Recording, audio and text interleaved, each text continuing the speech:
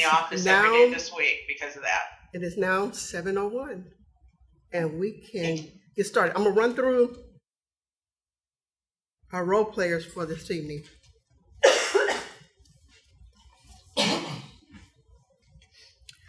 I'm the Toastmaster, and then we're going to do the officer installation, which is going to be facilitated by Rob Christensen, and then we're going to do a roast by Chet Mayberry. It is an honor to have him here in person. So when I call him up, he's going to come up here. You'll get to get a good picture of him in a few minutes. And then our timer, Rob said he will help us out being the timer. And then our WAG is going to be Terry. I'll call him in a minute. And we're going to have 3 speakers tonight. We have Barb signed up to be a speaker, Cheryl and Kirby. And I don't see Barb yet. And then our table topic master is also Barb Gannay. So Andre, if Barb doesn't show up, could you fill in for her? And our general evaluator tonight is Joanne. And we have 3 evaluators. We have Samantha, Darren, and Shed. And then at the end, I will call on Kirby so he can give his BPE final announcements for us. And if we have any guests, we'll get some guest feedback. And then I'll turn it over to our new president, Cheryl Reynolds, and she will have some closing words and close us out. I better be writing those then. Who's in the room? I can't quite see. And so what I would like is everyone come up front so that you can just say hi, say your name so everyone can see who's here. I really appreciate everyone being here. Can somebody hit whoever's going to record this? Oh yes, I can hit the record button.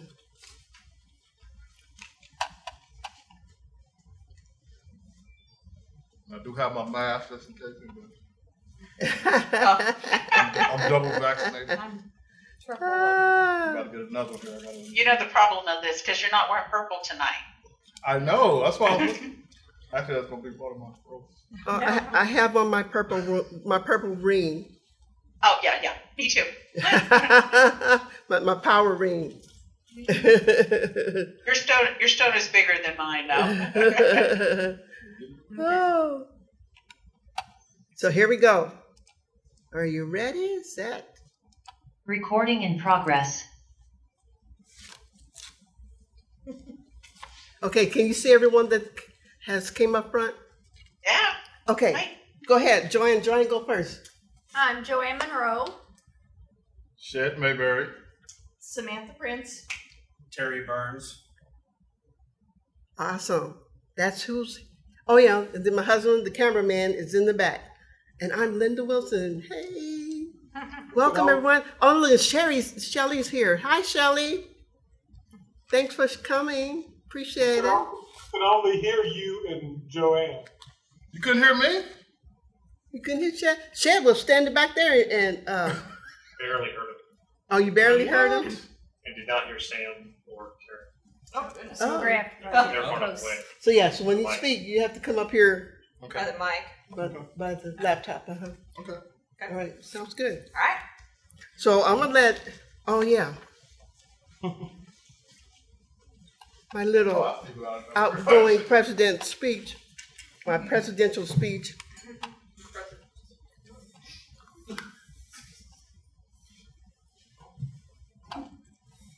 Do you want me to time it?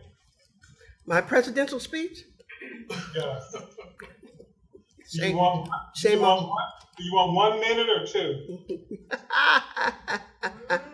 I thought I was gonna have 20 minutes. Shame on you. Yeah, sure. So yeah, that would put us getting out of here at 10 o'clock. I said, I would not do that to you guys. No. I would not do that.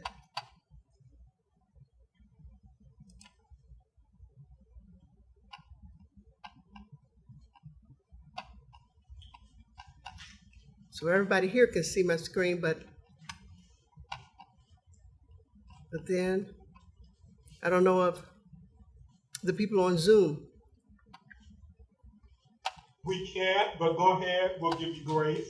You give me grace. I'm going to figure this bad boy out. Please don't. You see it on the wall now. Yeah, we can sit in the panel. And you move the camera. Oh, he moved the camera? Awesome. Welcome to Taste of Success. That's perfect. Taste of Success has been an advanced club since 2012. And it's an honor to be a part of Taste of Success. I want to thank everyone for joining us here this evening. The theme tonight is called New Beginnings. And because one door is closing, but another door is opening. And it can bring a multitude of promises. And yes, we're going to feel nervous about going through that new door. But just remember, just relax, just take stock of where you've been, what you accomplished, and then just move forward and walk through the doors. Because you can achieve anything that you set your mind to.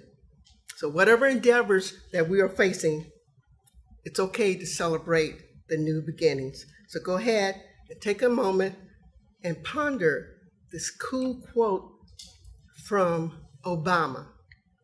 I thought this one was good about change, because change will happen. Change will not come if we wait for it, or wait for some other person or some other time. We are the ones we've been waiting on. We are the change that we seek. So I like that. So be the change. You can be the change. And I want to thank all the officers for sacrificing their time and their support and participation, and all the members for this past year supporting Taste of Success. I really appreciate it. And we have upcoming events. We have officer training June the 25th and July the 23rd. But it's not just for officers. Anybody can attend the training, because you get information about the officer's role, because you never know. You might want to step up and take on a role later down the road. And also, we also have dynamic speakers that come and inspire us and motivate us to keep moving forward. We get lots of great information, club information, how to help the club grow, how to retain members, and even information about how to use pathways. And there's just a reminder for the officers to turn in your proxy July the 10th. And then our next meeting is July the 15th. It'll be virtual. And then feel free to attend August the 19th, the annual international business meeting. And that's because the international conference is going to be in Nashville, Tennessee. And that's happening in August. So sign up for that exciting conference that's coming up. And we're looking forward to our new district director, Shed Mibbery. He's going to be rolling out something amazing. It's called Amazing Race. So you're going to have to stay tuned and follow him. You have to stalk him so you can get more information about this amazing race that's going to be rolled out in May at our spring conference. So it's going to be an exciting year. So you're going to have to stay tuned and check out the weekly newsletters to stay informed. And just wanted to recap our club incentives. We had the best Toastmaster theme. I think pretty soon we'll be figuring out who's the next best Toastmaster theme coming up, and Kirby will handle that. And we had a campaign called Each One, Reach One. And then Andre handled the bingo. She'll be figuring out who won the bingo here pretty soon. And then a special traveling trophy. So, and this one, all you have to do is just sign up for roles. And then in 3 months, we'll tally it up, and the one that had the most points get the trophy. So you get to pass around the traveling trophy. So look forward to more incentives coming out in this coming year. And what have I learned this this year I learned that teamwork makes the dream work. So as long as we're walking in unison together, we can accomplish anything. So that is my presidential speech. End speech for the end of my term. I want to say thank you very much.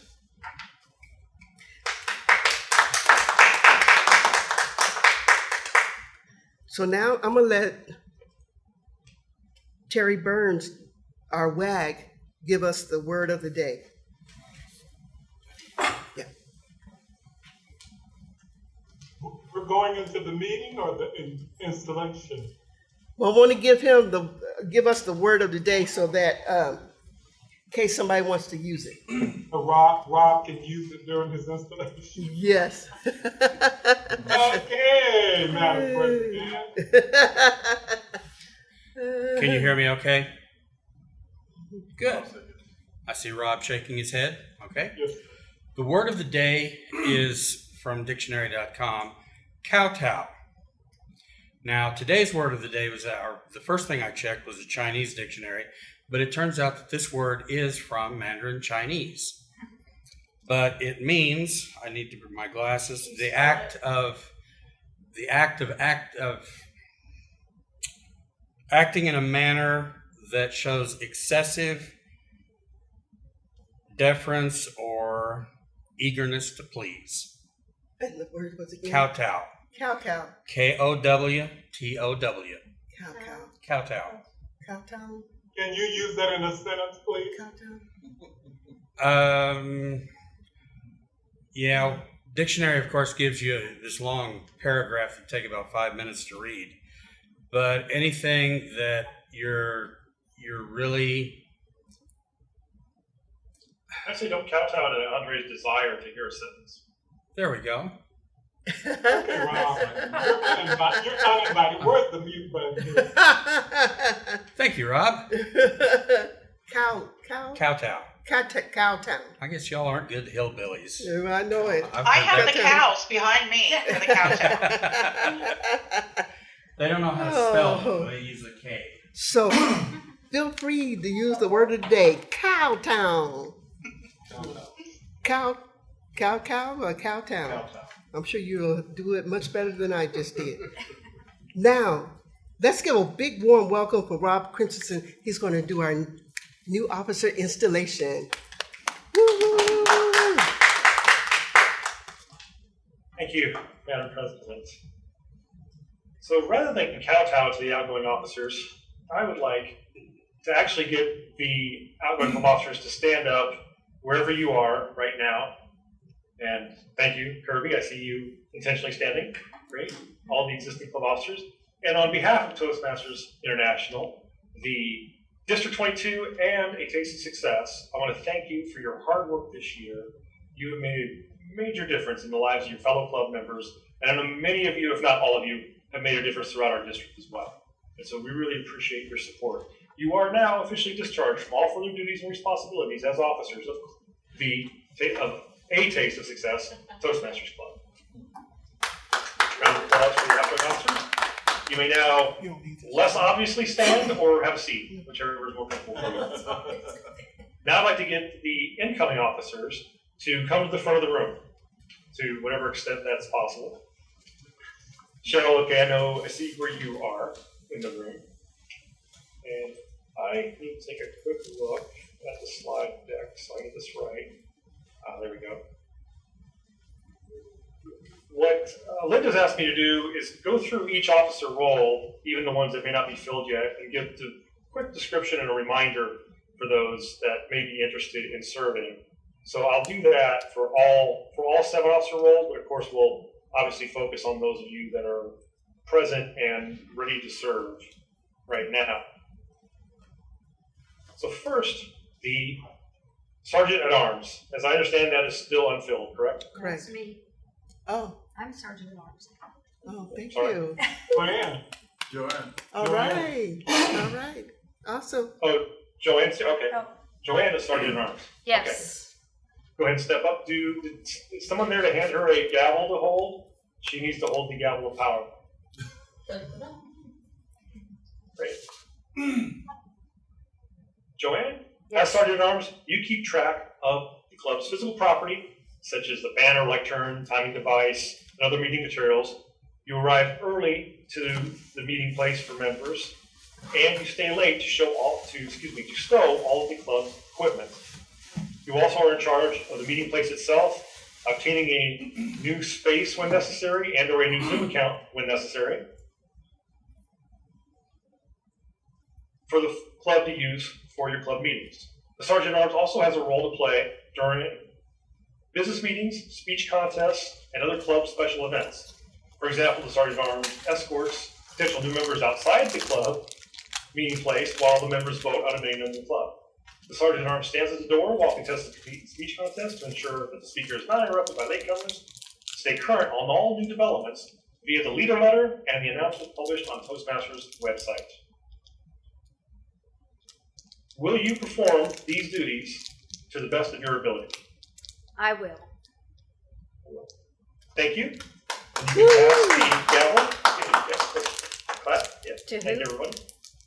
Let's pass the gavel to the club treasurer. Is that a role?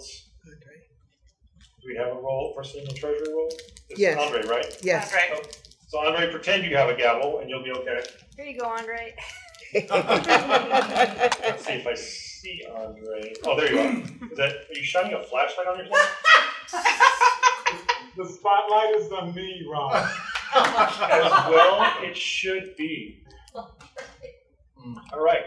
So the treasurer, you are the club's accountant. You manage the club's bank account, writing checks as approved by the executive committee, and depositing dues and other club revenues. You're also in charge of submitting membership renewal dues to old headquarters, accompanying the names of the renewing members, filing necessary tax documents, and keeping timely, accurate, and up-to-date financial records for your club.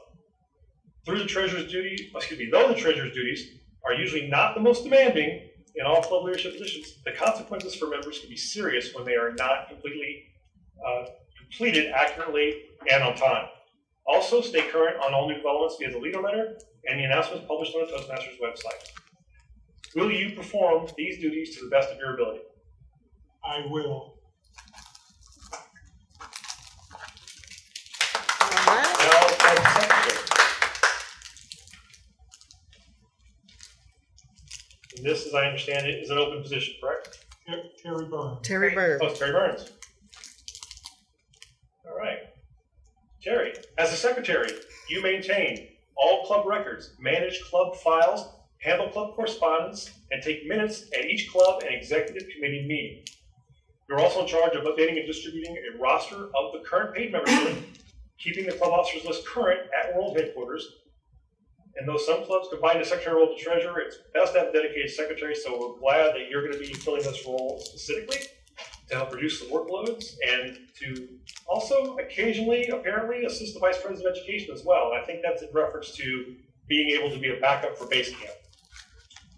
So will you perform these duties to the best of your ability? I will. Right? Okay. Next is, did I have it right, Samantha, Vice President of Public Relations? Linda Wilson. Oh, Linda Wilson, okay.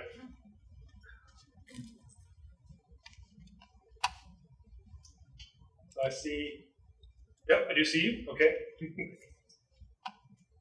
Linda, as the Vice President of Public Relations, you promote the club to the community and notify media about the club's existence and benefits that it provides. You promote the club, update website content, and safeguard the Toastmasters brand identity. It's your job to notify the media whenever your club does something newsworthy.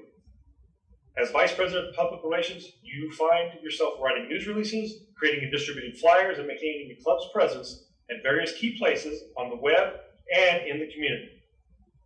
Stay current on all new developments via the leader letter, Toastmaster magazine, and announcements published on the Toastmaster website and social media sites. Will you perform these duties to the best of your ability? Yes, I will. Thank you, Linda. Vice President of Membership. That Is that is still open? Yes. Say again? Open? Open. All right. Vice President of Membership, once appointed, will promote the club and manage the process of bringing in guests and transforming them into members. By initiating contact with guests, make them feel welcome, and providing them with information they need to join, they will help maintain a constant influx of new people for the club. Also, attentively monitor membership levels and strategize with the rest of the executive committee about how to overcome membership challenges when they occur. Hopefully somebody in the club today will consider this role to take on that challenge and will be able to do those duties to the best of their ability. That person will be appointed at a later time by the incoming president. Vice President of Education. Also open? Open. It's open. Okay. Vice President. Arbuckle, I believe. Yeah, Who is it? Oh, it's Dan Arbuckle, I believe, if my list is right. okay. Is he here? No, he's No, not he's here. not here. So, Okay, no problem. so we get to nominate him. So Dan, we will silently judge you as you schedule member speeches and projects and serve as a resource for questions about education awards, speech contests, and the mentor program.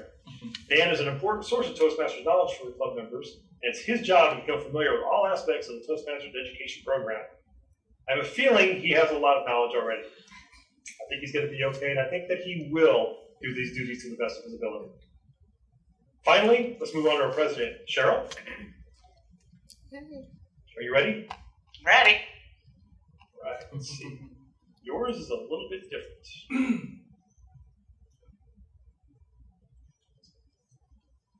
Cheryl, having been elected to the president of a Taste of Success Toastmasters Club, you are this club's chief executive officer, and you are expected to preside over all club meetings and all regular and special meetings of your executive committee. It is your challenge to see that the club enables its members to achieve their educational goals. It is also your challenge to see that the club helps the area, division, district, and Toastmasters International meet their goals. Please accept this gavel as a symbol of your leadership and dedication. Sorry. As a symbol of your leadership and dedication to the office. The gavel is a symbol of the power of the authority given to you by the membership of this club. Use it wisely and with restraint. You are a member of your team as well as a leader. A team is more than a collection of people. It is an emotional force rooted in the feelings, thoughts, and actions of all members with the common goal of achieving, sharing, and mutual support. Work with your team members to create a healthy, dynamic club, a club of which everyone is proud. Will you, Cheryl Reynolds, as president, accept this challenge and perform your duties to the best of your abilities? I will. Thank you. It is now my pleasure to declare these Toastmasters installed to the offices to which they have been elected. All right. Now, will everyone in the club please stand? I'm checking camera. See it? Okay. All right, good. Matt, I can't tell. I assume Matt's standing. Barb, you too. Okay. The growth and development of the Toastmasters program in a Taste of Success Toastmasters Club depends largely on the actions of your entire group, not just the officers we just installed, but everyone. On your honor as members of Toastmasters, do you pledge to individually and collectively stand by this club, to live with it and work with it throughout the coming year? We do. Yes, do. we do. Right? Will the newly installed club president and immediate past president come to the lectern together? Come and join at the lectern? Jump through the screen. Oh yeah, sorry, Cheryl, my mistake. So no Here you go, problem. Cheryl. Because it's supposed to join me at the lectern, and I'm not there either. So I have mine. here's great news. Okay. All right. Let's see. Linda, as immediate past president of a Taste of Success Toastmasters Club, will you offer the gavel as a symbol to Cheryl Reynolds as a symbol of her dedication and service? And incoming president Cheryl, will you accept this from past president Linda Wilson for her dedication and service? I will. Right. All right. That concludes our installation of officers. Awesome. Thank you, everyone. Thank you, Rob. So wonderful. Good job. Thank you so much, Rob. Appreciate that. And now for the real fun is, we'd like Chad to come on up because he's going to take over and say a few words for all our outgoing officers. Let's give Chad a big warm welcome.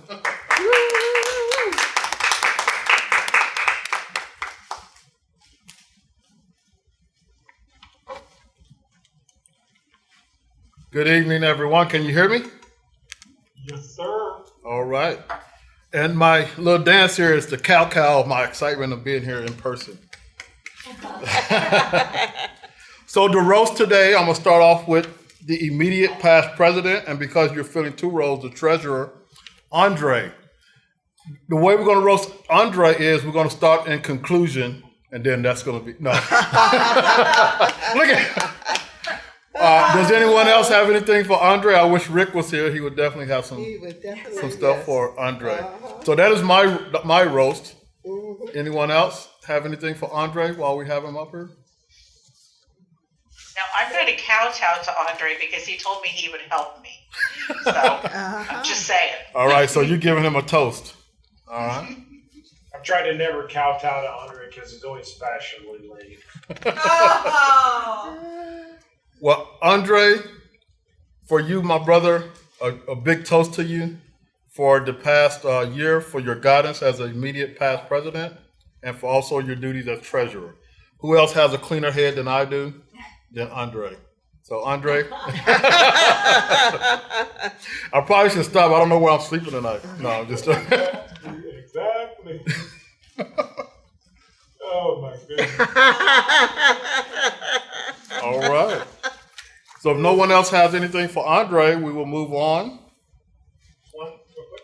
Oh, I just want to say that I will not kowtow to Andre, even if he kicks me out of his fan club. Wow. That's All a- right, Rob Christensen. that's Strike two on you, sir. that's a big fan club. Do you have anything, Andre, before we move on? Do you have anything? I'm saving mine for others. All right, so Dan Arbuckle is not here, but he was a sergeant at arms. For me, I have to give Dan a big toast. As that is what I strive to be. Try not to overwhelm the team, but I always believe in don't fit in, stand out. But Dan has been an awesome person as far as working with me, so I appreciate that. Joanne also, but you're not on here. So. Anything? So I'll toast Dan. Anyone else have anything they would like to roast Dan on? I know he's probably a hard guy to roast. Actually, there is a little thing. Okay. He is the most conservative guy that does not kowtow to the use of emojis, punctuation, excitement, exclamation. He keeps it short, sweet, and there is no bias to or from anybody. All I know is my goal in a whole year is to earn an exclamation point from Dan. Good one, Barb. That is a good one. And I do appreciate, as a trio member, he always gave me his extra time. Anyone else? So I toast Dan. You can also count on him to say thank you very much to every email. Oh, yes, he always thank you. Thank you very much. All right. Yes, thank you very much on all his emails from Dan. All right, moving on up the roster. Linda is not here. She filled the role of secretary and VP of membership. I really don't know that person well, but anyone have anything to? We miss her. Yeah. Send out prayers for Linda. So anyone, I give her a toast to Linda. Well, the toast is she finally was able to help me to be able to pronounce her name. Okay. That was a big accomplishment for her. So a toast for her patience. Right. All right. Anyone else for Linda? All right. If not, Mr. Kirby, VP of Education. Don't have much on Kirby, so I toast him for stepping up this past year, helping us with the officer training. So toast to you, my brother, getting outside the club. Anyone have a roast for Kirby? Oh, Kirby, I wouldn't want to disappoint you. You know, I have been told that Kirby and I have a lot of similarities, and I guess I would say I'm going to give his words back to him. He said I was fashionably late, but for what I would say to him is at least I'm fashionable. You're late, you get on my nerves. No. You know, Kirby is an amazing guy. I have really, really appreciated the things he brings to the table. He's a phenomenal speaker. Just an asset to the club, to the district, and it's been a pleasure. Ooh, let me cut my camera off. All right. All right, Andre, in conclusion. Wow, okay, what's this? All right, anyone else has anything for Kirby? I'll go next. I just want to say I appreciate Kirby's ability to distinguish between standing up and standing up. So thank you. It's tough to do. And Kirby, I appreciate working with you this year. It's been a pleasure. I always consider you Miss Dr. Spock, because our team, I consider us, you know, the Starship Enterprise, and I have fun being Captain Kirk, but I couldn't have done it without Mr. Spock. So I I appreciate all your wisdom and all your help and your encouraging words. So may the Force be with you. that's the story. No, live long and prosper. Live long and prosper. I always get that wrong because I don't know different Star Wars, Star Trek. I'm going with Ron. All right. All right. Last but not least is Linda Wilson. My roast to Linda is I've been seeing Linda in her purple all year. Now I come in person. I was looking so forward to seeing her in her purple. But she is fashionably in her red from head to toe. Anyone else got anything for Linda? Well, she is wearing her purple ring. Yes. So those of us are wearing purple rings tonight, even though we might have red as well. So I'm giving her credit for her ring. Thank you. Anyone else for Linda? Linda is the hostess with the mostest. And I don't care, once Linda sets her mind to something, it literally is, she's unstoppable. I saw Linda, first of all, she has a secret weapon, Luther, which Cheryl, I don't think is going to come with the package. Okay? But Linda is just one that gives and gives and gives. In conclusion. Andre. All right. Anyone else? Just want to toast Linda because I think she's the only one that can keep Andre in check during an officer. Yes. You know what, Kirby? Can I go back and I got some more for Kirby. Can I? Thank you, Kirby. I'm writing that down right now. All right. The last thing I want to do with Linda is give her a Toastmaster coin for her service as president of this club. Oh, there's one more thing you have to give me. Oh, is there something else? Okay. Hand me the box. Uh-oh. Right there. See, you know what? She is in charge.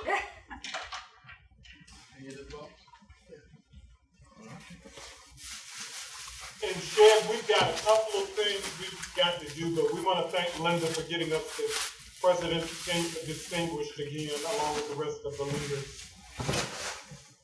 All right. And I guess this goes to the outgoing president? Yes.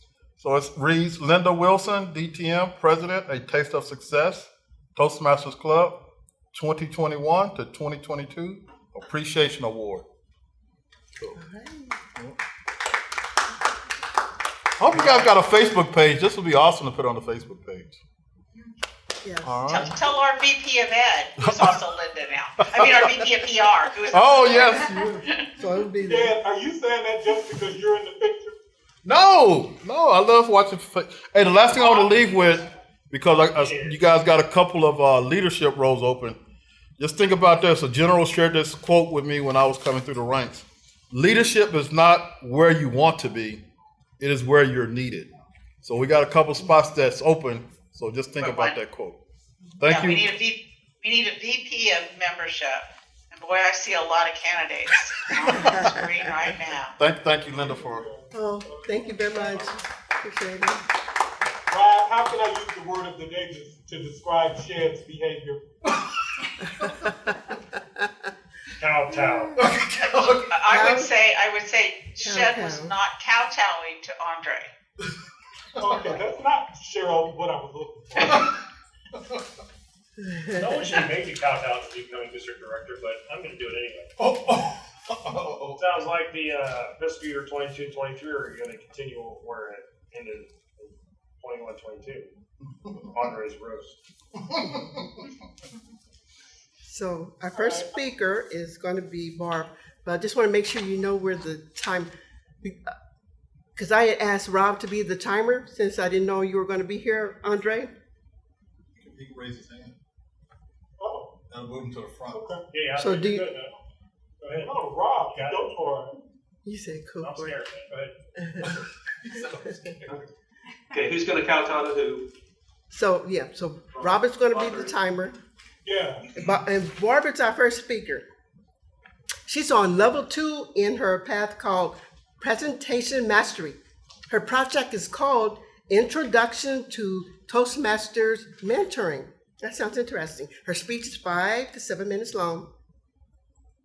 And she's one that has embedded herself firmly into the memory and continues to shape not only how she mentors, but how she approaches the whole concept of mentorship in Toastmasters. The title of her speech is Lessons from Pat. Lessons from Pat. Let's give Barb a big warm welcome to the virtual platform. All right, Barb, take it away. Thank you, fellow Toastmasters and guests. I have wanted to tell everybody about Pat for almost 20 years now. Just before Christmas, back in 2002, I got a call from a lady that said she was curious about Toastmasters and wanted to come and visit our club. We met every Wednesday at noon. And so we get a lot of calls. We were a government club, but we were open, so we had people from around the area. And I said, come meet with me and we'll do it. So just before Christmas, let me describe Pat as she walked in. This was a lady in her 50s, I thought. And she came in and she had long, bedraggled gray hair and was wearing a very old, worn ski jacket of a pale blue. It once looked like it had been a pretty blue. And she kind of hunched when she walked, and she came up to me and very quietly said, "Are you Barb?" And I said, "You must be Pat. It's nice to meet you. How can I help you?" And she said, "Well, I just wanted to know a little bit about Toastmasters." So I told her very briefly so I could feel out what she was looking for and what she knew. She nodded and looked around and said, "Can I come see you next week?" I said, "Of course." So it was the meeting between Christmas and New Year's, and she came back at the time, and we talked a little more. This time she actually looked at the room because we were meeting just outside. She took a brief look around and said, "That's interesting," and she left. I thought this was odd, but she seemed to have to develop a comfort zone. So in January after Christmas, she came back And for a month, we spent observing the room and talking before anyone arrived.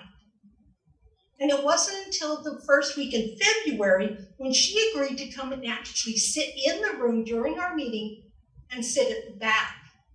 Now, I had talked to the club ahead of time, and I said, let's just let her sit there and not acknowledge her, because that was embarrassing her to be center of attention. And we did that for 2 meetings. The third meeting she sat at the back, she said we would do Madam Toastmaster, fellow Toastmasters, and Pat, my name is whatever, because we did introductions at the beginning of our meeting. And we did that for 4 meetings. So now we're getting up to March, and she agreed to come and sit at the tables. We were in a U shape, and she sat in the middle at the back, and I had introduced her to the 2 people beside her. She didn't have to state her name or anything. She could just sit and join her. And we would say, Mr. Toastmaster, fellow Toastmasters, and Pat, and just get her comfortable with that. It was the 3rd or 4th meeting after that before she would state her name. And when it came around the table to her, she would say, I'm Pat, and it would carry on. This is 3 months into this journey to get to this point, so we know there's something unusual happening. It wasn't until about 3 more meetings after that, she would answer the question that we would ask at the beginning. State your name and tell us about your favorite food. We would give her the question ahead of time to let her think about it and speak. And she started doing that and answering the question. By the end of April, she agreed to take a table topic, but we had to give her the question ahead of time. It was the same issue. She was petrified to speak. Progression. By the time we got to the middle of May, she would answer a table topic, and oh, did we have our eyes opened. She was an amazing intellect.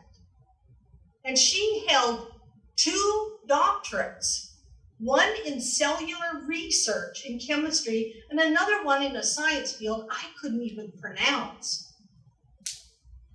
Intellect and putting together thoughts and ideas was not the issue. And it was my one-on-one mentoring with her that I discovered she had been giving a paper in a room full of scientists and had some hecklers that made fun of her. And she ran out of that room 6 years before that, locked herself in the house, and did her research from there. To be that mimicked and ridiculed to that point. And I knew we were at a breakthrough. So her issues were not about who she was. Her issues were about just projecting it to others.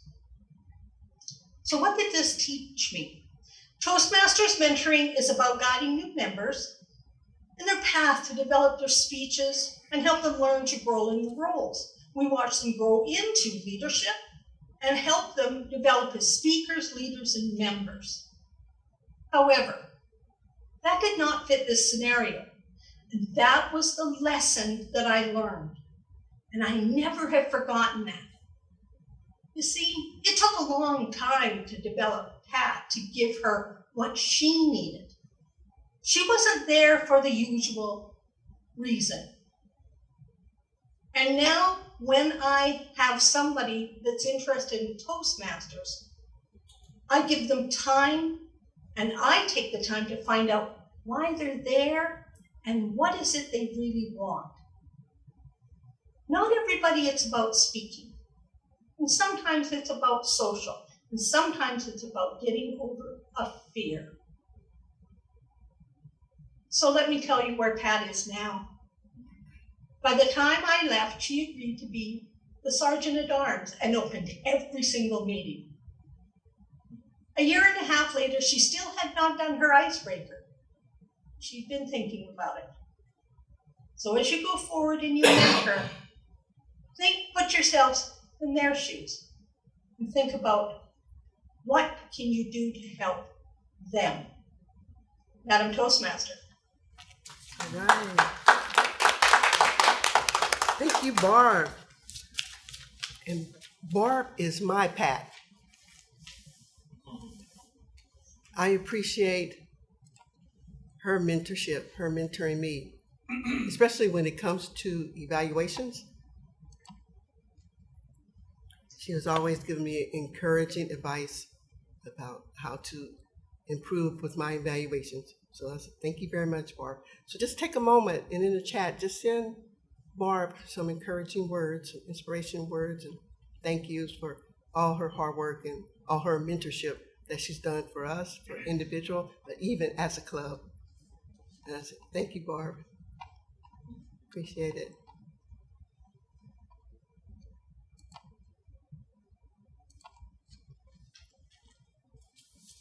Our next speaker is Cheryl Winters.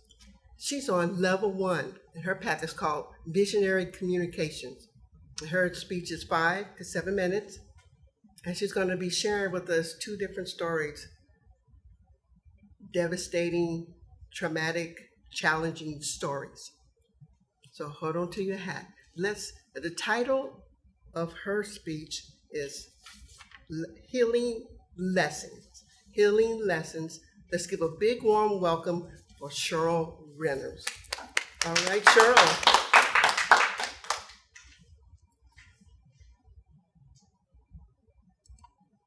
Give me just a second to share my screen here. I'm having a little problem finding the Okay. buttons.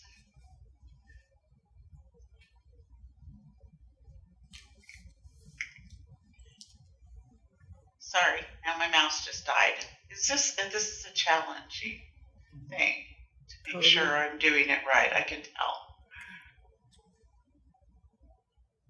Okay, share screen.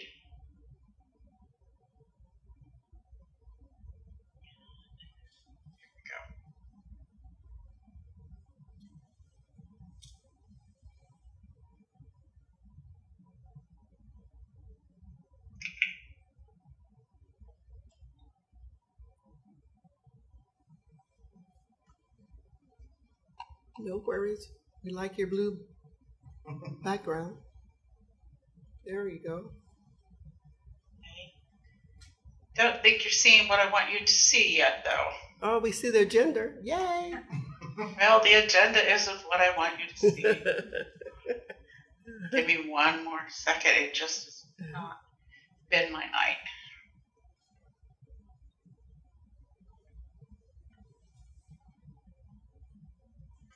You got it. Okay. I know I had it, but it went away. Okay, we're gonna try one more time, and if not, we're gonna wing it without the slides here.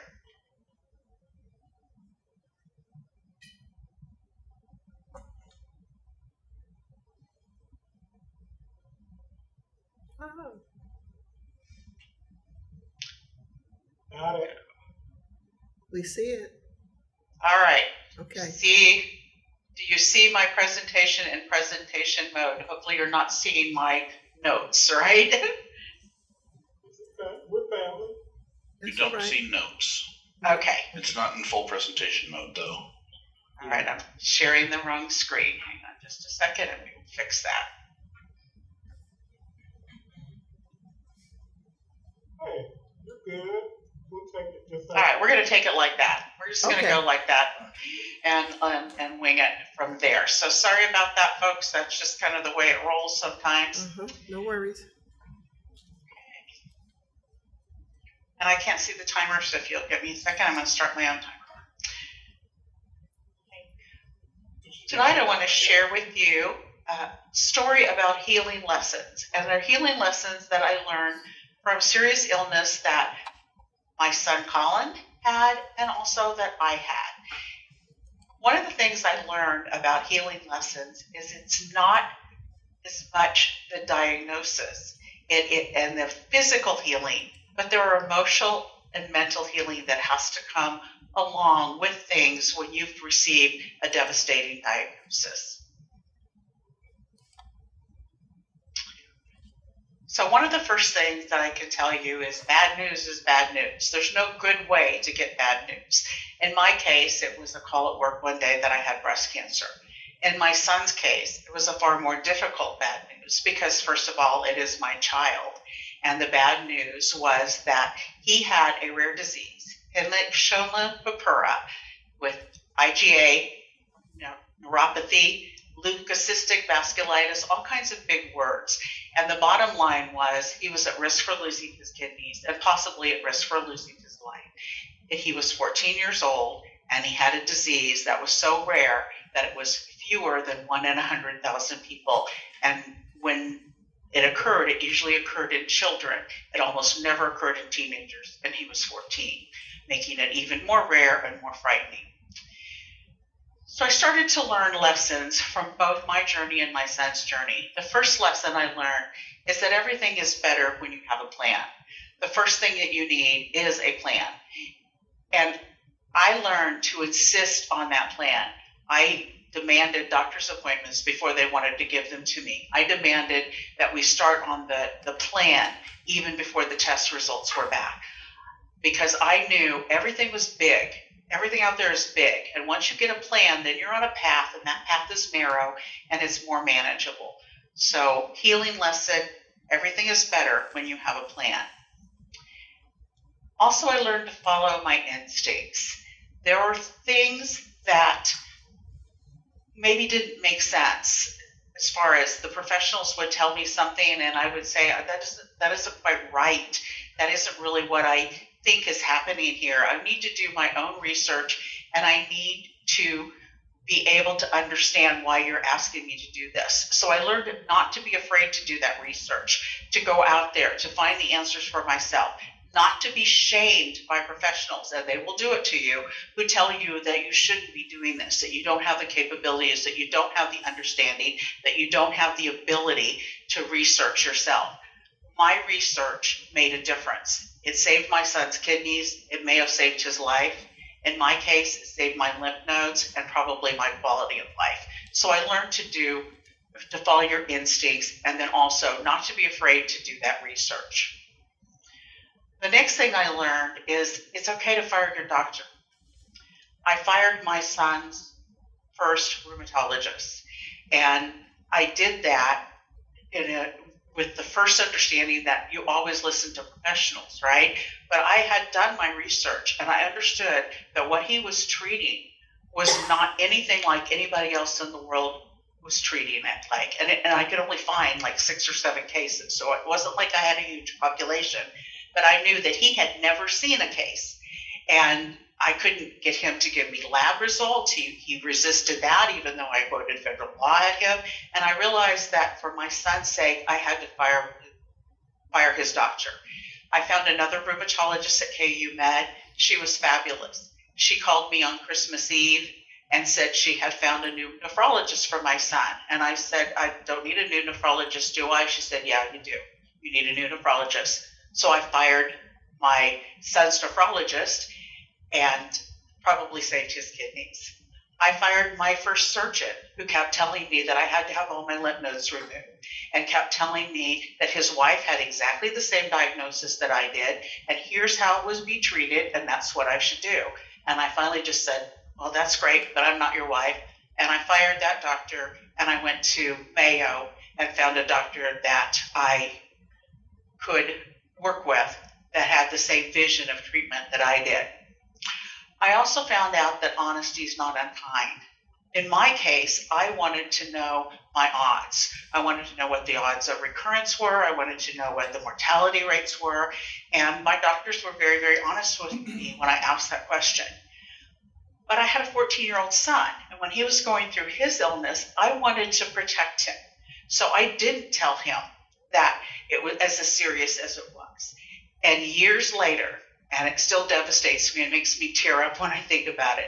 Years later, I found out that my 14-year-old son had went on the internet, found out on his own that he had a disease that could threaten his life, and dealt with it alone because I was trying to protect him. So honesty is not unkind. Sometimes it's absolutely essential. The other lesson I learned is that forward is the only path, so go there. I could have beat myself up because I didn't have regular mammograms, and I let my cancer get farther along than it would have been had I done that. But there was no fixing that by the time I found that out. So I learned that the only way to go is forward. There's no advantage in depression. There's no advantage in self-recrimination. There's no advantage in what ifs. Just move forward. I also learned that there are no coincidences. The disease my son had usually takes months to diagnose. It has to have a very specific immunofluorescent biopsy in order to be diagnosed. Those aren't even done in Kansas. They have to go to work. And so it usually takes many doctors and many months for a diagnosis to be made. And all of that time, the kidneys are worsening. In my case, I remembered years ago that I had a high school friend who had a similar rash on her legs. And it clicked in my head, and I put two and two together, and I went to the dermatologist, and we got that immunofluorescent biology. I'm sorry, the lab work. I'm sorry, I'm losing my word today. Back within just days. So there are no coincidences. The other case for me is that I went to Mayo, and the night before I went to see the doctors, I researched research studies in my hotel room. Found a study, walked into Mayo, said, I found the study on the internet last night. I don't know where it is. Can you tell me, can I get in this study? And they looked at me like I'd lost my mind, because the computer at Mayo had randomly assigned me a surgeon who happened to be the international head of that study. There was no way I could have had a coincidence that big.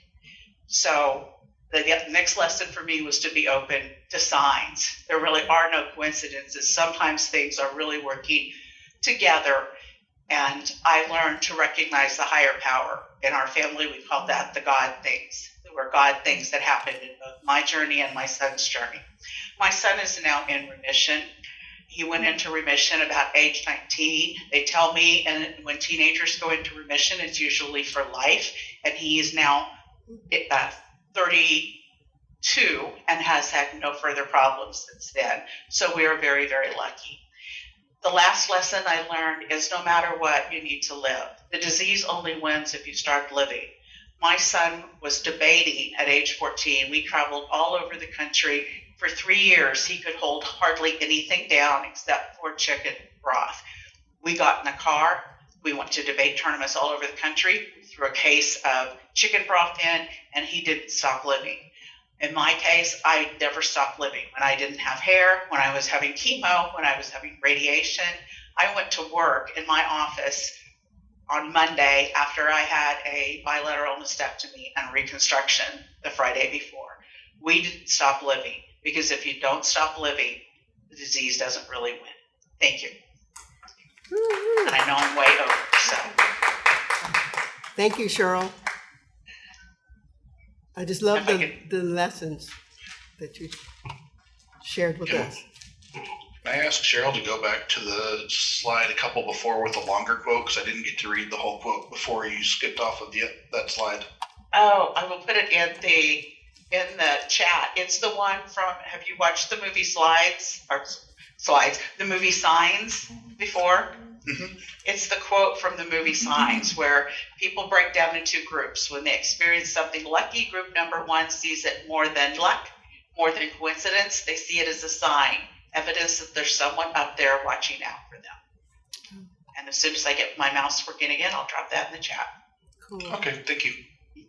Thank you, Cheryl. Appreciate that. So take a moment and send Cheryl some words of appreciation. That was an amazing story, uplifting story. And I'm going to take action, do my research, and I'm going to fire my doctor. Thank you so very much. Our next speaker, Dr. Spock, is on level 3. And he's also on visionary communication. And his project is called develop a communication plan. In this project, Kirby is to write and present a 5 to 7 minute speech about the time when he was a prodigy. Then share the impact and importance of having a mentor. Kirby is retiring from the U.S. Army and has been a Toastmaster since 2016. He held various positions and is currently interning with Catalyzer through July, traveling and training organization on leadership and foundation across the U.S. The title of his speech is The Great American Rescue Mission. Let's give Mr. Kirby a big warm welcome. Woo-hoo. Take it away, Kirby.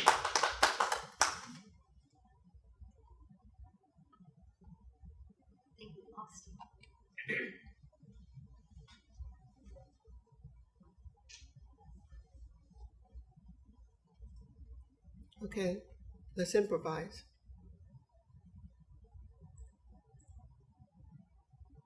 You have a joke for us, Andre? I do. Why did the chicken cross the street?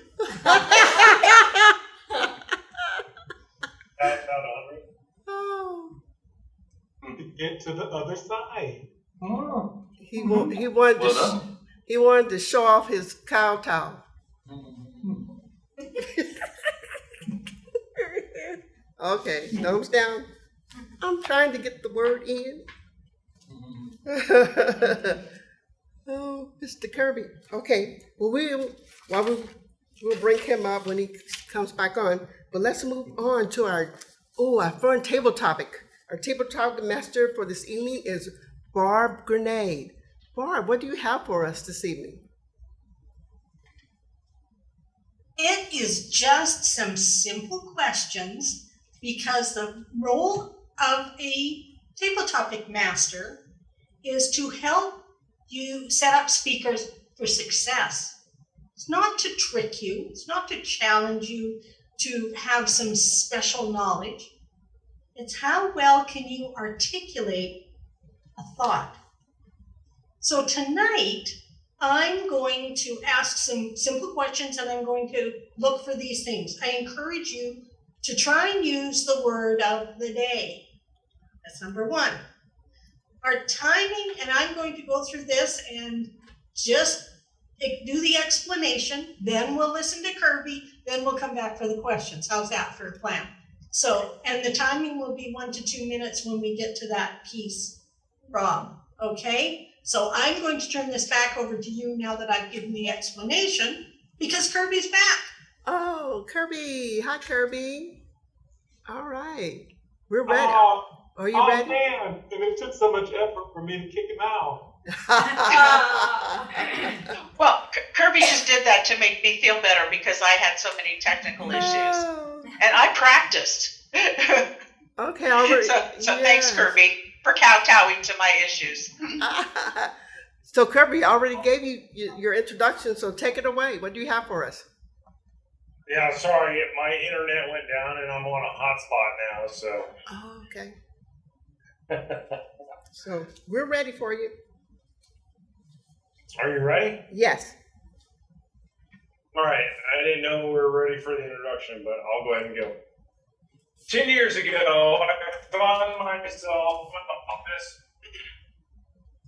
staring at this letter with tears coming down from my eyes. It was a letter from my mother about my fatherlessness. And at that moment, I knew what God was leading me to do. And today, after 26 years of military service and serving my nation, I get the honor of continuing that service for my country in the Great American Rescue Mission with Fathers in the Field as I transition out of the military. And this ministry is not a parachurch ministry. It actually mobilizes local churches to mentor fatherless boys. And my role as a regional field ministry is to equip churches working with pastors, leadership teams, and mentor fathers. This is a 3-year intentional ministry that mentors fatherless boys between the ages of 7 and 17. And they are asked to make a 1-year commitment each time for 3 years alongside of a mentor father to each of them. The goal is to heal the fatherless wound that these boys have due to the abandonment of their earthly father. Now, the question that you may be asking is, why this ministry? You see, fatherlessness is tearing at the fabric of our country. It's the #1 societal issue that decimates the American family. 50% of children, over 25 million, under the age of 18, grow up in homes without fathers.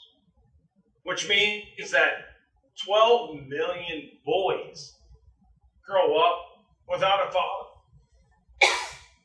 72% of those boys grow up to be murderers. 85% are rapists. 67% become inmates. 85% of those kids end up in juvenile detention. And even 75% become those mass shooters. Here in Kansas City metro region, there are 61,000 single mothers raising fatherless boys. This is a generational problem, and it erodes the family's foundation and America's backbone. I lived in poverty. I drank, I smoked, I did drugs as a fatherless child, all before the age of 14, and a lot of that at 10 years of age. And it gets worse from there, folks. In my childhood, I experienced abandonment from a father figure 4 times. I was a latchkey kid. I ran with the outcast. And I felt anger, loneliness, confusion, and insecurity, along with despair. If it wasn't for 2 men, I might not be standing here today. They stepped in to the gap. Dave Harris, my high school wrestling coach, said, "Hey, join the wrestling team. Do you want to quit? Quit. A few days, a week, give it a try." And if I didn't like it, I could have done that. But he believed in me. He encouraged me. He gave me rides home because my mother had to work, which led to challenging and even more powerful conversations in those rides. Between the 6th and 12th grade, I had this shop teacher named Dick James. He would call me out when I was acting out. One time, he said, "What is your problem?" I'll let you fill in the blanks. I emotionally just vomited all over him in that moment. And after I was done, I looked up, and there was a tear coming down his eye. He told me, said, "I had no idea what you were going through. And if you need anything, I'm here for you." You know what? I behaved in his class for the rest of the year. And that was the only class I behaved in.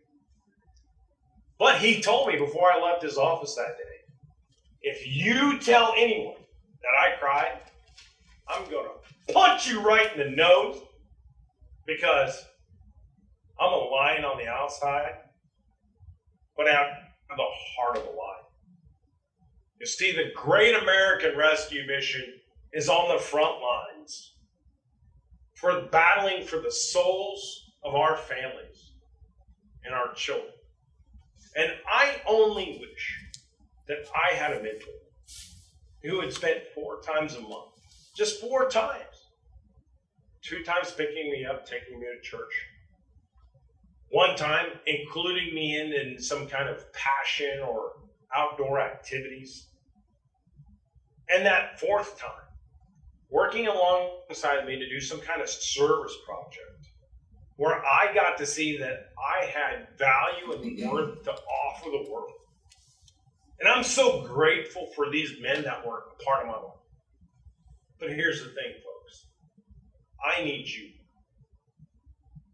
I need you to help me reach the fatherless, to heal the heartless, and restore the pulse of this nation. Will you join me, Madam Toastmaster? All right. Thank you, Kirby. Great job. Take a moment and send Kirby some feedback. And you had a great challenge. Appreciate that dynamic challenge, that passionate challenge. It's to help the fatherless. Yep, I can see your passion.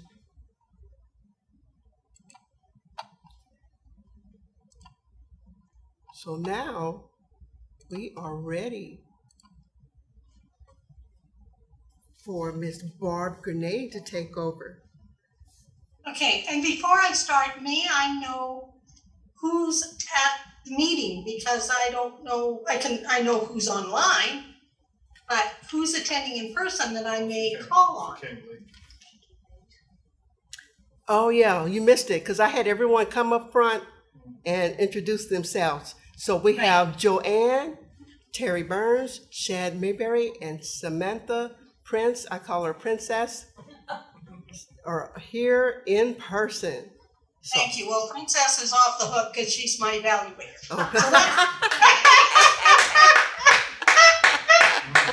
She's probably already written that, though, Barb. She's got that written already. No, she hasn't spoken. Stay on the good side. So you're kowtowing. Wow. Oh, very good. I want to have some fun with this. Okay. So these are usually around starts or beginnings, or just some interesting quotes I found, or just some questions I want to know. And it's all mixed up. That's the good news. Okay. I'm going to ask a question, and then I'm not asking for volunteers. I'm calling on people. So everybody, be ready. I'll tell you right now, evaluators and speakers are kind of off the hook unless I change my mind. Okay. What can I say? So here's a quote. Don't worry if plan A fails. There are 25 more letters in the alphabet. Have you ever had a scenario that you just didn't want to give up? And I'm going to ask Matt Sullivan this. Oh, all right. Take it away, Mike. Barb, thanks for the question. I definitely have had definite plans where we did not get to successfully complete Plan A or B. I think we've made it to about Q on some of the plans for Cub Scouts in the past couple of years. It has been a long and interesting journey trying to figure out how we can make things work and how we can get people together. And a very frustrating one because people just are terrible about returning messages and phone calls these days. I don't know what's happened, but I cannot get answers back from people to save my life, which makes making even any plan a little bit more challenging. So pushing through all of those difficulties and finding the way to make it happen, even without all of the help that you should be getting, is something that I do somewhat regularly because of Cub Scouts. So thank you, Barb. All right. Oh, it's a second short. Dang it. But we may include that little, segue, so hey, you could be okay. Thanks, Matt. That's okay, Matt. I was way over in my speech, so you can add some of my time onto yours. Just like this plan. I'm generous like that. Okay, have Shed come up to the front. All right, come on up, Shed. I knew you should. Yay! Woo-hoo. Nice, Shed. Why did I know I was going to get called? How did you know that? You should be used to it by now. Anyways, Shed, whether true or not, convince us what is a good reason to start a revolution. What is a good reason to start a revolution?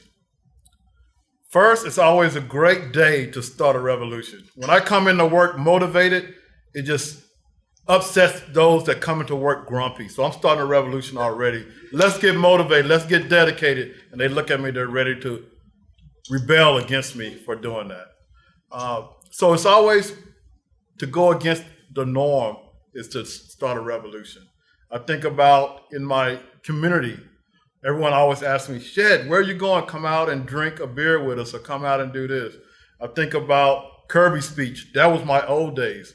Now I'm going to a Toastmaster meeting and they're rebelling. Why are you going to a Toastmaster meeting? What are you guys doing at Toastmaster? I invite them. Come on out and check out what we're doing. And that was just something I did back in the day. I'm past that. It's a time for all of that, but it's also a time to stop killing brain cells. So revolution is always going against the norm, and that is what I love to do. My comment is always, don't fit in, stand out, and that is starting a revolution every day, living my life. Thank you. All right. Excellent. I think I'm going to start a revolution when I go into work with that attitude. Let's see how that goes. That'll be awesome. Yeah. So the next question is, and I know the perfect person I want to ask this. Here's a quote that I actually had applied to me. If someone asks you for the time, answer the question. Don't tell them how to build a watch. How many times do we do this? And in conclusion, I would like to ask Andre. Love it. Love it. That's perfect. Is he here? Where is Andre? Where is he? He fell off. Come on, Andre. Turn your phone. Yes. Hi. What, he hiding things? If you're fortunate enough to have someone to believe in you enough to ask you a question such as the time, don't build them a watch. I can so not identify with those words because I am a builder. I'm one who believes my ceiling should be that next person's floor. You'll never appreciate time until I teach you all the things that go into building. So watch me as I show you and demonstrate the importance of time. No, I'm not going to take you all's advice and start with in conclusion. I have the gift of gab. Why would I minimize my gift? Why would I not revolutionize your mindset? Why would I not get mad at Rob for giving me green when it really get red when it should really be green? But I say these things because it is about a revolution. Why? Because the core in revolution is evolve. We're all evolving. And if you can't take the meat and spit out the bone, if you can't filter through Rob, I'm going to shut up right now. Because Rob is giving me red 2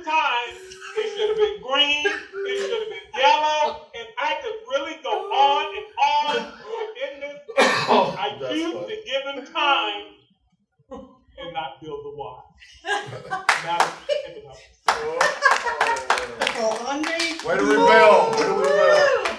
Oh, goodness. Revolution. Oh, okay. A hard act to follow, but I have a couple more questions left. So I have and I think we'll be okay for time. Madam Toastmaster, are we doing okay? What time is it? Yes, we're doing good. Thank you. Okay. So at the start of the year, a foreign exchange student comes and lives with you for a year. What would he tell his parents about you when he got back home? Mary Nord, tell us. Mary's Nord? Oh, Mary. Well, fellow Toastmasters and distinguished guests, I believe that the first words might be, "She's a flippin' crazy lady." She's always looking at what is not seen. Don't always look at the tangible things in life. Look beyond that. She's crazy, I tell you. But oh, what fun they would have. Because how exciting it is to show American culture to someone who has absolutely no idea that Americans are loving, wonderful, beautiful human beings. That we are not our government, nor are any other culture of people. That we and they are not government. So they would see, because they knew me, not only am I a little crazy, but Americans are wonderful. And I know some of them. And they're Toastmasters. Thank you very much. I don't know what that says about me. I think you're perfectly normal.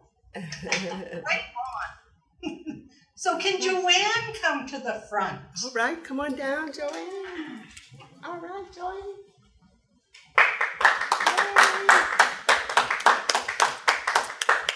All right, I'm here. You are. So Joanne, I've heard it said, and the more I think about it, I think it's true. Behind every question, somebody's trying to make a statement, and yet behind every statement, somebody has a question they want answered. Is this true?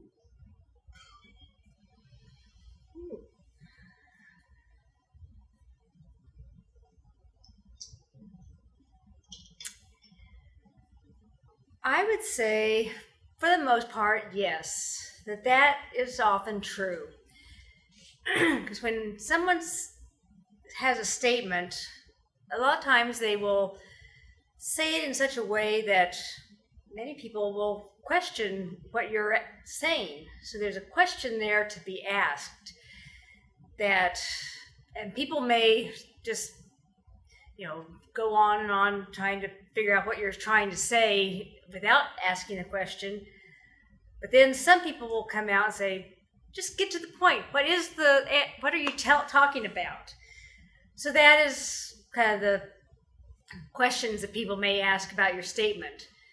But then also, if you ask a question, are you asking it in a way that is more of a statement?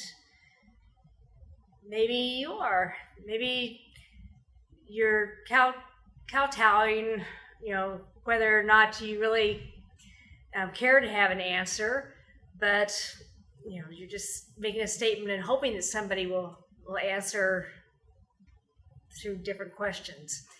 I don't know. I think I danced around your question, Barb, but my statement is kind of a question. Thank you. Perfect answer. And I think you actually demonstrated what the whole conundrum of it was. which it is. So we either have one or two more questions, depends on our time. Time is So let's, Madam Linda. Well, let's do one more. We got time for one more. Excellent. Okay, and this is just something I've always wondered. Where do they get, how can you start seedless watermelons if they don't have seeds? Shelley, what can you tell us? How on earth do scientists make that happen? Great question for Shelley. That's what I thought. Wow. You know, Barb, that is a really great question because I was at the store a few days ago. I'm not a big watermelon fan, so I may not be the best person. Yet when I hear seedless watermelon, it's so oxymoronic. It's like, what and how? The only thing that I can think of is someone in the scientific world decided, I'm tired of eating watermelon and spitting out seeds. There's got to be a better way to enjoy this without chomping on watermelon and then, there's that darn seed again. So somehow or another, I can see this person in a lab and like the mad scientist, lights everywhere, things flying up in the air in order for them to figure out what is this seed here for. Yes, we know that things grow from a seed, yet the seed is in my way of enjoying this watermelon. How in the world can we get this thing out? And so he has this brainchild of an idea to create something synthetic to where I can get that watermelon and still enjoy it without the seeds. And I think that's how we got the seedless watermelon. Back to you, tabletop madam. Yes. You realize, of course, that with that happening, there goes the, watermelon spitting, seed spitting contest. That's true. What's with that? Kowtowing to science for the betterment of simple eating. And with that, I will turn this back over to our Toastmaster, Linda. All right. Thank you, Barb. Great questions. Woo! All right. So now I'm going to turn it over to Joanne. She's going to take over and explain her role as general evaluator, and I'll let her call on the WAG and also call on the timer report. So let's give Joanne a big warm welcome. Woo-hoo! Come on down. Thank you, Barb.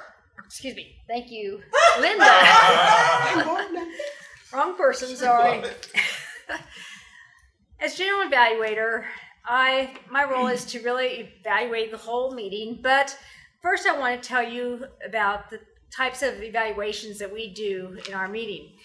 We have two parts to our evaluations. There's the physical side of the evaluation where we share what we see and, basically that's, how the speaker uses space and voice and everything. But then there's also the message portion of the evaluation. And tonight we have one person, they're doing both roles, or not both roles, but both portions. So I believe the timing is still, is it 3 to 5 or 2 to 4? 3 to 5. 3. Oh, they still got 3 to 5. I think it was because what we were doing was the physical was 1 to 2. And then the message content was 2 to 3. 2 to 3. So 3 to 5, I think is what our time will be on the evaluations. Yeah. Our first evaluator is Samantha Prince, and she is going to be evaluating Barb's speech. All right.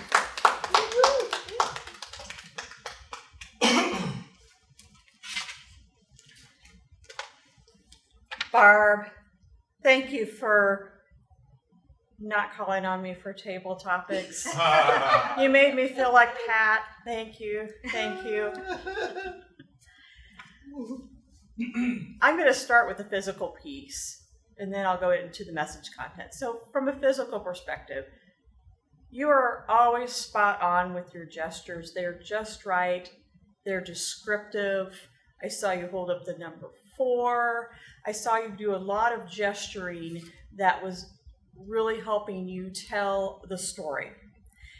The other thing that I liked from a physical perspective is your backdrop. When you stood up, everything just kind of flowed and complemented each other. It looked really, really good. Thought it was well done. Your descriptions helped us be in the story with you. When you were talking about Pat wearing blue and where she sat in the room, really helped the audience visualize what was going on in the story. The one thing you might consider doing is stand up and back up just a little bit more, because part of your gestures with your hands were slightly cut off. I think you could have if you just a little bit further back, you would have seen the whole motion, and it would have added to your speech. I want to spend some time too with the content, the message. First of all, you are to use an Andre term, phenomenal storyteller.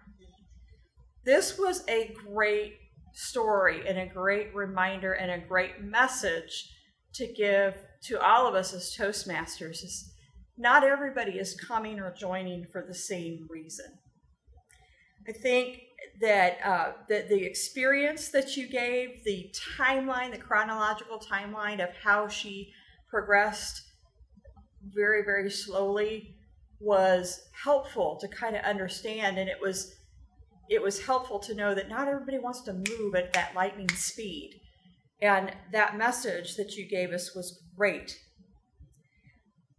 One thing I offer is when you're starting off with the speech, maybe talk about, have you ever realized that the person that you were mentoring also was teaching you a lesson?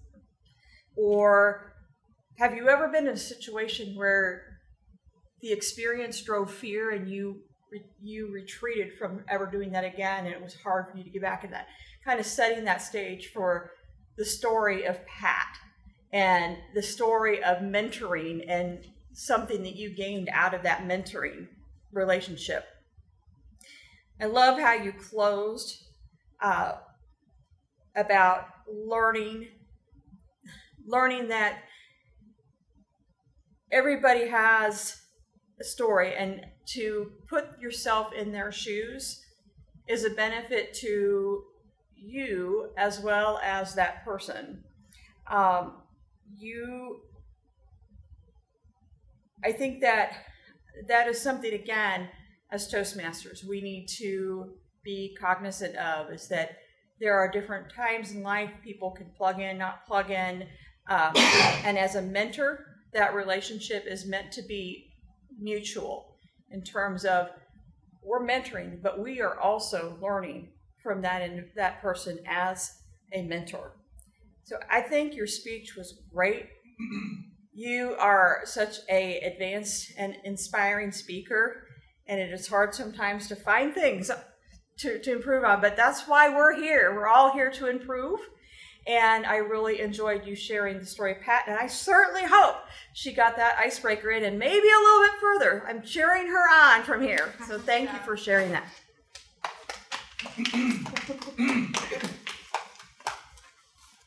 Thank you, Samantha, for that great evaluation. Our second evaluator tonight is Shed Mayberry, and he will be evaluating Cheryl's speech. All right, Shed.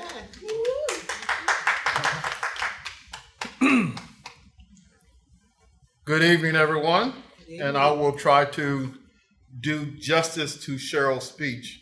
So I understand the way you do it is the physical portion of the speech first.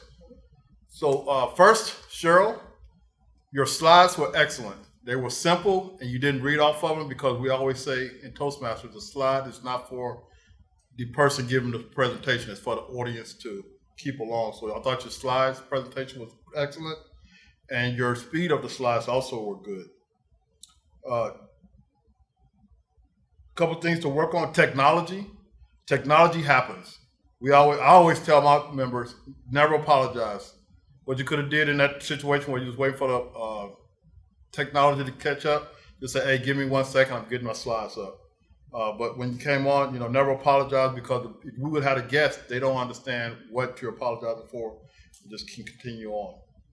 Eye contact is very important.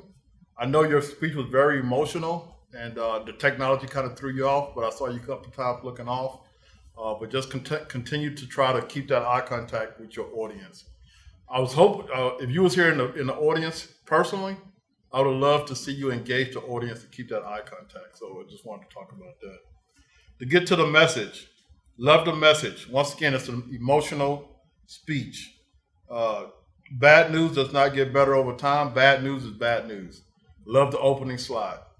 Definitely got my attention, and I'm ready to set up and say, okay, where are we going with this? I felt like I was a part of your family. Your son, Colin, at the age of 14, to have a disease that normally is not with a teenager. Not only could he have lost his kidneys, but he could have lost his life. So that is very important. And then for you to go through your breast cancer and at the same time, that's double bad news for the family and for yourself to go through that. You talk about having a plan. Not only did you have a plan, you had an action plan. And that's what I love, action. But I thought about, how do you plan for things that you have no sense of what is going on out there? But I thought you did a great job of making those appointments right after each other and just continue to have that action. There was no halting in your action plan. Working in the health field myself, I love it when you talked about not necessarily firing the providers, but always getting that second, third, fourth opinion, because like counselors, sometimes it takes that to get the right answer. So I do love that you kept that up and got those answers instead of just waiting on one expert to tell you this and not to do the things you did. The expert doc telling you that you can't do things when they should be encouraging. I thought about also in Toastmasters mentors. We're here to encourage you, not to hold you back. So those experts should have been doing that. Honesty is not unkind, especially when you're in the protection mode. I thought about that. You talk about you're there to protect your son, and but at the same time, you got to let him know really what is the thing that's going on with him. Forward is the only way. All right. No matter how fast you're going, always moving forward is always the best. Glad your son is in remission at age 18. Now he's 32, so that's a story that he can share with his family. And the last thing I want to leave with is, we always talk about we have one life to live, but I believe in every day is a new life. It's a new living, a new beginning, as the theme of this meeting tonight. So in the morning when you wake up, I always think about, this is a new life today that I'm living. So go out there, be motivated, dedicated, and live it to the best of your ability. Thank you for your story, and looking forward to maybe hearing it again when technology is better. So thank you. Yes. Thanks, Chad. Thank you for that. Appreciate it. Thank you, Chad. Our third evaluator is Darren Yarborough, who will be giving the evaluation for Kirby's speech. Darren. All right, thank you very much, Madam General Evaluator, and thank you especially, Kirby. Thank you for this wonderful speech tonight. There's so many good things that I can say about it. And in fact, I've got a little time here where I've got the stage, so I will say all kinds of good things about your speech. The first thing was your attention-getting introduction.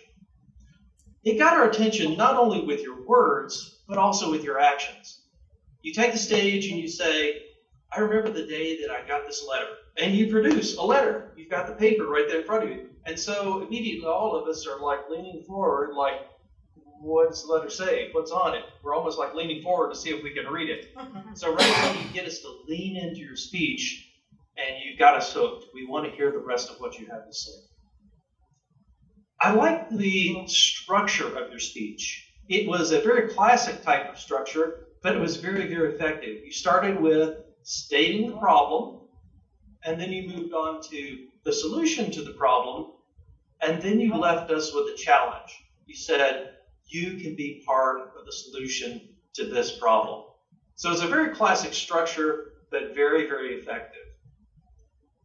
Also, one of the things that you did that I like, that I always try to do in my speeches, is somewhere in the speech, you mentioned the title of your speech. I know I'm a little bit of a geek. Whenever I watch movies or TV shows, especially movies, I always get a little bit of a giggle whenever one of the characters says the title of the movie as part of their lines. So you did that. Kudos. Thank you very much. I like the humor that you injected here and there. It was just enough that it lightly salted it and kept it interesting for us. Especially like the one where you said, the teacher came over to you and said, what is your problem? And then you turned and faced us and invited us to fill in the blank. It was funny, but then it got even funnier when you told us that you didn't kowtow to this teacher that was standing over you. You immediately unloaded. All right, you want to know what the problem is? Let me tell you. And we could all see this interaction in our minds because of the way that you painted it for us. Very well done, very attention-grabbing. Another thing I like about your pauses, and it's something that I've been trying to work on, and it's something we can all incorporate into our speeches, is you are a master of pauses. Not only in allowing the pause to sit for the right amount of time to give us a chance to really think about what you said and let it really soak in, but you're able to slide into the pauses. It'd be one thing if I injected pauses into my speech, and it sounded very stilted, but your pauses were, I'd like to inject some pauses into my speech. By doing that and sliding into it at the right pace, I can make it very effective. You mastered that. And I saw it again and again. It's a powerful tool, and you did it very, very well. Like when you said, why this ministry? And you paused and let us think about it. Another thing I saw is repeatedly, you used your hands, you used your voice to paint the scene. As with any speech, you're creating this world that you want us to walk into and experience the story with you. You talked about the tears that you shed. You talked about keys, unlocking things, about the anger that you felt, how you stepped up and you stepped in toward the camera closer. And also this interaction between a teacher and a grown-up and a young boy. You had these times you're looking down when you're the grown-up, looking up when you're the child. And you talked about the pulse of the nation. And we heard a heartbeat as you hit your chest and made the sound of a heartbeat. One thing I would comment on that might even help to make the speech even better is the stats you gave were really powerful. You talked about the percentage of people that go astray, 61,000 single moms, 12 million boys without a family. One of the things that I would suggest that might help is to paint the scene and help us picture how big 12 million really is. I was Googling here a little bit while I was writing the eval, and you realize that 12 million steps would take you from one side of the United States to the other side, and then all the way back again with a few steps left over. That's how big 12 million is. Adding something like that may help to paint the picture for the audience and increase the impact. All in all, great speech. I look forward to more. Back to you, General Evaluator. Thank you, Darren. For my evaluation now, I would like to just give kudos that we did start on time. Linda kept us right on track and got us going, very punctual. And all the roles were filled before the meeting started. So kudos to our Toastmaster for doing that. I enjoyed all the speeches. I know we had a little bit, well, before I get into the speeches, when we did our installation, it seemed like there was a little bit of, either, I don't know if I want to say miscommunication or non-communication as far as who had the official list of nominees for the election today, because it sounded like that Cheryl had the list, but Linda didn't have all the information, and neither did Rob. So just something to keep in mind for next time, to make sure that all the right people have the correct information. I enjoyed the speeches all very much. They were all very touching, and I just really enjoyed them. And our evaluators did a great job evaluating each of the different speeches.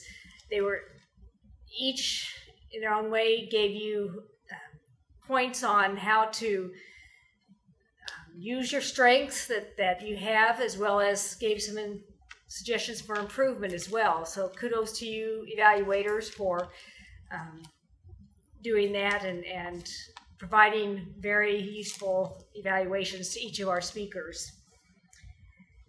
As Shed mentioned, Cheryl had a little bit of technology problems, but we were all very flexible and willing to, wait a few minutes till it got remedied. So no problems there. We're very flexible and understanding group. Same way with Kirby dropping off, right before his speech. We're like, where's Kirby? But Barb stepped in and started just kind of explaining her table topics, what she was going to be doing, and then Kirby popped back in, so then we were able to pick up where we left off. So again, very flexible, and I'm proud of our group for being able to do that. Flow with the, what's the word? Flow with the, go with the flow. Go with the flow. That's what I was trying to say. Great table topics, and I think it was a fun meeting overall. I enjoyed having everybody here in person, as well as seeing everybody that was online. So thank you very much. And now I will ask for our timers report. Yes, our timers report. Rob. Rob is like, Question in the chat there. Our speakers were all timed for 5 to 7 minutes. Barb was at 7 minutes 39 seconds. Cheryl was at 8 minutes 56 seconds. Kirby was at 7 minutes 16 seconds. For table topics, Matt was a minute 1 second. Shed was a minute 13 seconds. Andre said he was done in a minute 3 and a minute 32, but he actually went a minute 36. Eric went a minute 22. Joanne went a minute 28, and Shelly went a minute 26. And for our evaluations, Samantha was 4:16, Shed was 4:08, and Darren was 5:08. Thank you very much, Mr. Timer. And now I'll call on Terry to give us his WAG report.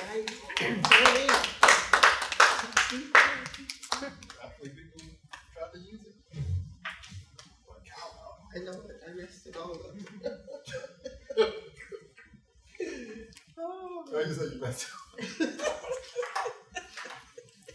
Thank you. Tonight was a pretty clean meeting. There were a few filler words. The first half of the meeting, "so," was used a little bit often enough to be noticeable. And then toward the end of the meeting, and became more common. There's a couple of knows, and starting off a sentence with "now" really wasn't necessary. I heard the word of the day, but I didn't always know who said it. So if I don't give credit to everyone, speak right up. But Barbara used it twice that I heard. The winner was Cheryl with 3. Kirby, Joanne, and Shed each used it once, and Rob used it twice. And I hope I didn't miss anyone. Darren, I should have known. Darren always uses the word of the day. Before the meeting, I told someone, one time in the Springfield Club, I chose a word the word was longer than the definition. And Darren, a year he used it, and a year later remembered it. So I should know. But good meeting. Feel free to say Linda messed up on trying to use it. Thank you, Terry, for that wonderful WAG report, and I will now return the meeting to our Toastmaster, Linda. Hey. Good job. Awesome. Moving right along. Let's see, what time is it? It is 8:51. So I want to give 2 minutes to Kirby to have some final words as a VP of Education for us. What words of wisdom do you have for us, Kirby? Madam President, I would like to say that we have achieved every educational award that we're required to earn President's distinction. Woo! All right. Just waiting on one little addition, but we'll have that done by the end of July, I'm sure. Andre. End of July. You saw my email. You saw my email. But it's been just, I know it's challenging for an advanced club, right? Because most education awards go to your regular clubs, and then what's left over comes to the advanced clubs. So that's a huge effort, right? And that's all due to all of you. And I can't thank you enough for making my job just a little bit easier by donating those additional education awards, because I know how hard it is for a regular club to achieve those educational awards. I've been in those clubs, so I just want to say thank you. It's been a great pleasure, and I can't thank you enough for just putting in the work and then just considering us on the other side. So. Thank you, Kirby. Back to you, Madam President. All right. Thank you so much for everything you've done for us, Kirby, keeping us on track. Now, let's give a standing ovation for our new president, Cheryl Reynolds. Yay, Cheryl!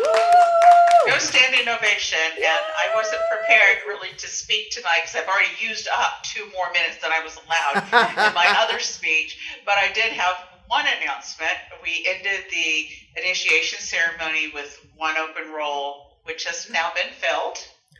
Kirby has a volunteer to step up to VP membership this time, so thank you, Kirby. I only did it to aggravate Andre. And Andre appreciates that. Oh my goodness. The only other thing I was going to say is I'm going to need a lot of help this year. I just came off being president of my corporate club, and that's a very, very different environment. And I'm only going to be able to do this because I know there's a couple people out there that are going to help me a lot, Linda and Andre, right? And give me a lot of guidance about how the structure for this club has worked, because I'm sure it's very different from our corporate club where we just kind of run into each other at the coffee bar and have a quick conversation, and that's our executive meeting. So it'll be a little different, and I'll be reaching out for help. And I can't imagine a better group of people, though. I mean, you guys are just the best. I look forward every month to this club meeting. I don't know what I would do if it was ever not here, and I appreciate the hybrid nature of it more than I can tell you, because it would be very difficult for me to get to you every time, although I will try to get there in person sometime. And I do appreciate the chat, and that was one of the things that Samantha mentioned just a few minutes ago about the comments in the chat. We got to figure out that part of the hybrid meeting so that those of you in the meeting room can be in our online banter as well. So more of that to come. Other than that, I don't have anything to say as words of wisdom, because you guys are all so smart already. I just need you to keep showing it. Yeah. All right. Thank you, Cheryl. And so now, my last time wielding the gavel of power, I'm going to adjourn the meeting, but feel free to hang around and fellowship, have comments, and tell some more jerks. The meeting is adjourned. Madam President, let me say something before everybody gets off. Stop the recording. That's exactly what I was getting ready to do. Wait a minute, I got to get my hand right. Like the, What? I mean, whatever. No. But I just want to say how honored I am to be a part of this group. I learned. That's it. I'm through Cowtown. That was funny. You know what, Rob? I've never used the word, but I thought he was saying Cowtown. I thought Cowtown. I was Googling the word and everything, Rob. Cowtown. But you know what? I learned so much from you all. How could you not learn to do an evaluation and you're doing classes with a Darren and a Barb and a Rig, you know? And so I really just want to thank you all, and all of your contributions are so significant and make such an impact, you know. And so, Rob, I pray that we can partner with Masters and do some things because you guys have so much knowledge and it's just so much fun, you know, learning in this group, and you know, there's so much creativity and innovation, and we just keep getting these amazing members like the Cheryls and the Darrens and the Kirby's and the Shelleys and the Terrys and the Andre. Oh, I'm sorry, I was Okay. And so, Rob, The music is tell them the music is playing. Come together and partner with Masters and do some fun things together. All right, smack together. Thank you, Andre. Appreciate it. At Kirby. No. Recording stopped. Andre, the music was playing. The music was playing for you to. Oh no! I thought he stopped the recording.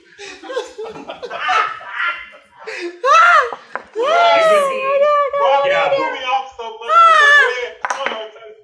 And remember, Oh, y'all gonna blame me for going overtime? It is 9 o'clock. you humiliated me for the last time. We love you, Andre. Oh, we have. Please don't love me so much. Oh, thank you so very much. Now all y'all can come help clean up. Why don't I just speak words of motivation to you guys while you clean up? Okay, do that while we clean up. The mouse went up the clock.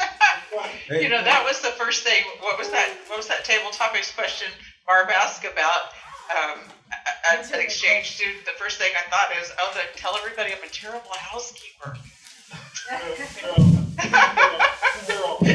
Sure, we're right here because I was thinking the kid would say, Mom, now I know why you told me to clean up my room. It's still on or something. It's still on. I've only broken both ankles. Hey, you guys missing out on some good food. Well, What's I thought he was that? gonna go. Well, I'm still hungry. Can you bring it by? Bring it by Springfield. Yeah, what is that? just drop Yeah, by. I got Salad, I got Uber chicken, Eats on my phone. salad, chicken, and the bread.